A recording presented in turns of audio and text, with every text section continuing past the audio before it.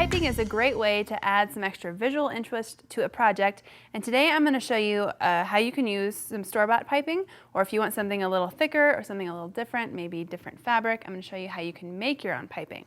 So a couple things to start with. This is regular piping that you can buy in a craft store, and a lot of times maybe the color isn't something that you'd like, or you want it to be a little bit thicker. So what I've done here is I've just sort of taken this apart a little bit so you can see how big of cord is used to make piping. And if you want something that's a little bit bigger to maybe show a little more in your project, you can actually make your own piping. So what I've done here is purchase some cording, and this is actually from like a Walmart or any kind of store like that that just sells drapes. This is the type of cording you would use to make braiding or anything like that that actually just holds your drapes back. So just bought some of this, and I bought it in a neutral color because I don't want anything like a black or maybe a really dark brown that could show through the fabric that I'm going to sew around it. But I'm going to use this to make my own custom piping. So I want to have a strip of fabric, and this is probably a little wider than I need, but I like to give myself a little bit of extra wiggle room when I'm wrapping my fabric around my cord and stitching it, and then I can always trim it down to the size I need it to be. So what I want to do is just cut some cord that's longer than your fabric. And the reason you want it longer is because you want to have sort of an edge to be able to hold on to while you're stitching. One thing you do want to do though, before you make any sort of cuts in this cording, is use some tape and wrap some tape around the edge where you're going to be cutting. And the reason you want to do this is because if you don't and you cut into it, then it's just going to immediately start unraveling. So just take some tape, wrap it around like so, and then cut right through the middle of it. That way you have some tape on the edge that you're going to be using, and you've secured this end that's attached to whatever you want to use for the next time. So I have my cording and my fabric, and I'm ready to get stitching. Now you can use just your regular machine, regular straight stitch, and they do make something called a piping foot, and that actually is a foot that has a little groove on the bottom that will hold the piping in place while you stitch it and make it pretty easy. But it doesn't come standard with every machine. So if you maybe don't make piping a lot or don't want to purchase an extra foot for your machine, I'm actually going to use a zipper foot. And what I like about this is when you're just similar to when you're sewing a zipper, you can get really close to the edge of where you're stitching with this foot. So that's what makes it really easy to use this when we're stitching our piping. So I'm going to go ahead and change this out real quick. Put this onto our machine, and we're ready to get started stitching our piping. So what I have here is my cording. I'm just going to wrap my fabric around it, just sort of hold it in place with my fingers as I get started.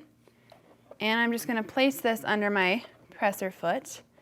And I'm just going to put like one stitch in to sort of get the needle down, hold it in place so I can make some adjustments with this half of it without it sliding around. So what I'm going to do is just make sure the cording is folded in the center of our fabric here, and you can use your finger to see, you know exactly where your cording is when you're stitching. And you're just going to stitch right along the edge, maybe stopping every couple inches or so. Make sure your fabric is still folded in half and that you're stitching right along the edge of your cording, and just go all the way down. Again, just going a little bit at a time. Don't pull on this other end of the cording that's sticking out of the fabric. You want to make sure it's adjusted, and you can do that, but if you pull too hard, you're actually going to pull the cording all the way out of the fabric you just stitched, and then you just have to start over. So you don't want to do that. Stitch right off the edge, and just like that, we've made our own piece of piping. And you can see here that in comparison to this piping, there's way more fabric sticking out here than there is here. I like that when I'm making my own custom piping because I haven't decided what kind of project I'm going to add it into yet. And say I made this and I want to add it to some sort of clothing pattern, and the pattern is already written to have 5/8 inch seam allowances, then what I would do is measure this and trim it to 5/8 inch. But if I'm maybe going to put this in some sort of home deck project that I'm creating, I like to use 1/2 inch seam allowances, so then I would measure and cut this at 1/2 inch. So I like to just have it bigger than I need and then cut it accordingly. So just like that, you can make some simple piping. Now, depending on your project, you may eventually have to connect your piping together from one end to the other. And I'm going to show you how to do that real quick. It's really pretty easy, there's just a couple things that you want to make sure you do to really give it a nice finished edge to it rather than anything overlapping. So say I'm working on a pillow or something where I have to come all the way around the edge and then somehow attach these two ends of piping. I don't want to just overlap it like this because it'll be sort of a double thickness of that cording, and that really does kind of stand out on your project, and you don't want to have that, especially if you're putting it in something like clothing. So what you want to do is on one of your edges of the piping, you're going to undo the stitching just a little ways, and with the store-bought piping, they do have a little bit longer of a stitch length, so really be careful when you're pulling the stitches because you can end up pulling it a lot farther than you want to. So just give it a little tug and pull out about 1 inch or so of the stitching. I'm going to open it up, and I'm going to take this cording and I'm actually going to cut it off just like that. So then I have this still piece of piping that I'm going to use, but the cording is back in there about 1 inch. You don't want to go too far. You don't need to go that far. So then I'm going to take and fold over this edge like this because I want to have a nice finished edge here. So that's what that fold is going to give us.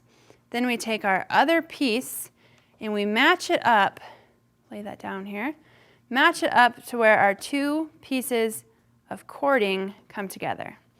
By that I mean right like this. You can see there's one end of the cord right here, and here's the end that we cut off, and we want to make sure they're just butted up to each other and not overlapping. And we take and we fold this back over like so. Then we're going to take this over to our machine and we're going to stitch what we just undid. And what I'm going to do is I'm actually going to put a pin in there to hold it because there's very little fabric there, and I know as soon as I let go it's going to come undone and I'll have to put it all back together again. So what I want to do, put a little pin in there just until I get it under my foot. Now, where I have it now, I can sew this without hitting my pin. If you somehow put the pin in there to where you're going to stitch over it, make sure you remove it before you're stitching because you don't want to stitch over that pin because that could bend your needle or break your needle or something like that. So I have this all in place, and I'm just going to do a quick little back stitch, make sure everything's secure, and I'm going to sew right along where I took that stitching out.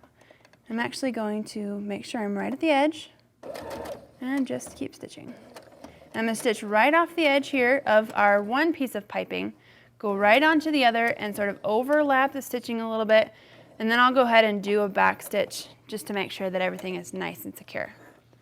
Take this out and clip off all my little threads. Take my pin out of there.